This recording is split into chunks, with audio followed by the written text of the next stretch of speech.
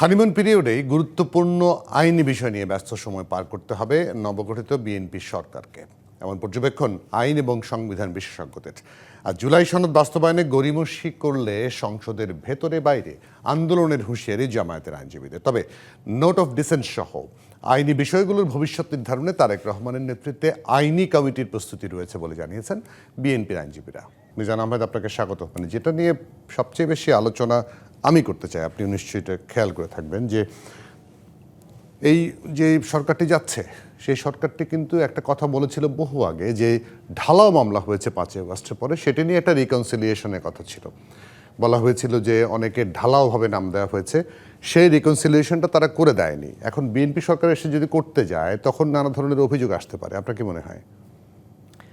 আপনি যে প্রশ্নটি তুললেন এবং এই ভাবনাটি কিন্তু সচেতন মহলে রয়েছে, তবে একটি তথ্য আপনার মাধ্যমে দর্শককে জানাতে চাই যে আসলে আপনি দেখবেন যে ভোটের ফলাফল যদি আপনি বিশ্লেষণ করেন 2/3 অর্থাৎ আপনার রীতিমতো 2/3 মেজরিটি নিয়ে কিন্তু অ্যাবসলিউট মেজরিটি যাকে বলা যায়, সেই অ্যাবসলিউট মেজরিটি নিয়ে কিন্তু বিএনপিকে আগামী 5 বছরের জন্য দেশের দায়িত্ব হস্তান্তর করেছে রাষ্ট্রের মালিক জনগণ।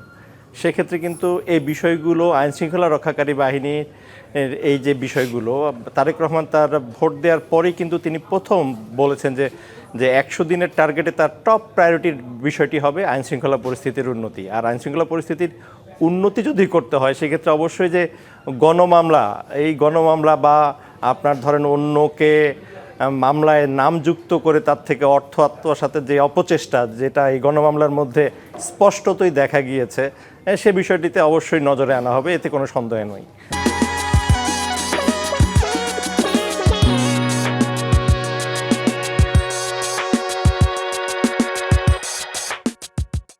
পাশাপাশি আরেকটি বিষয় সেটি হচ্ছে যে এখন যে চর্চার জায়গাটা, সেই চর্চার জায়গাটায় হচ্ছে যে আসলে এই এত বিপুল মেজরিটি নিয়ে যে সরকারটি হলো, সেই সরকারটি সামনের দিনে আসলে কি করবে সেই প্রশ্নটি কিন্তু এখন এসেছে।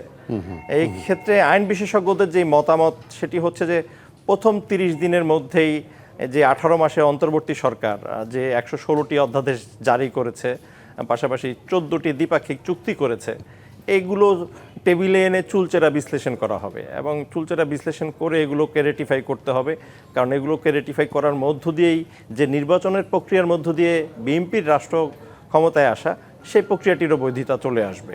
এর পাশাপাশি জুলাই সনদের বিষয়টা নিয়েও কিন্তু বেশ আলোচনা রয়েছে সচেতন মহলে, এবং এই জায়গায় বিএনপি কী করবে সেটিও কিন্তু একটি বড় প্রশ্ন।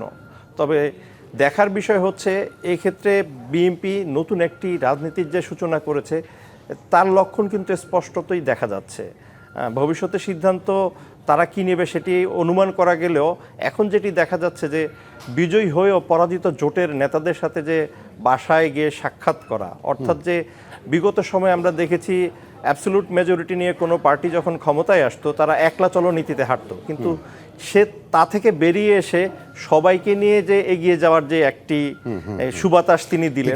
একটা জিনিস আপনার কাছে দৃষ্টি আকর্ষণ করতে চাই, মানবতাবিরোধী অপরাধের মামলা, বিশেষ করে আওয়ামী লীগ, শেখ হাসিনাকে নিয়ে কিন্তু বিদেশি সাংবাদিকরা বারবার প্রশ্ন করেছে, আপনি খেয়াল করে থাকবেন আনুষ্ঠানিক প্রেস কনফারেন্স, এবং তিনি একটা কথাই বলেছেন, আইন অনুযায়ী সব চলবে। সেই জায়গাটা নিয়ে আপনি একটু ফোকাস করতে চান কিনা? এক লাইনের একটি সংক্ষিপ্ত উত্তর, যেই উত্তরটার মধ্যে আসলে অনেক গভীরতা রয়েছে, এবং এই ক্ষেত্রে আসলে আইনটা কি এবং আইনটার ইন্টারপ্রিটেশনটা কি সেটা আসলে কনসিকুয়েন্স অনুযায়ী কিন্তু বিভিন্ন জনের কাছে বিভিন্ন রকম। কারণ আইনের যে প্যারামিটার থাকে, আইনজ্ঞদের যে দৃষ্টিভঙ্গি থাকে, তা এক একজনের কাছে এক এক রকম, যার কারণে সবার ইন্টারপ্রিটেশন শোনার পরে কিন্তু আদালত তার চূড়ান্ত সিদ্ধান্তটি দেয়।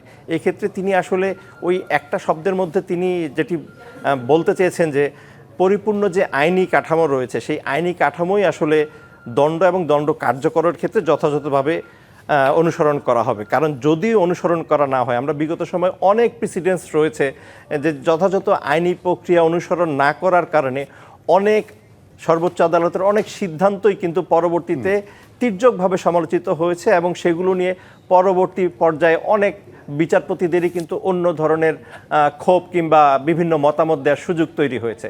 অতএব এই জায়গাটিতে যাতে সামনের দিনে কোনো বিতর্ক না হয়, সামনের দিনে যাতে যথাযথভাবে অভিযুক্ত এবং আসামি পক্ষ বলি, যাই বলি না কেন, কিংবা দণ্ডিত বলি, সে যেন পরিপূর্ণভাবে তার আইনি অধিকার পায়, সেই বিষয়টি অবশ্যই নিশ্চিত থাকবে। সেই বিষয়টির দিকে হয়তো বিএনপি সরকার মনোযোগী হবে, সেটা প্রত্যাশা করাই যায়।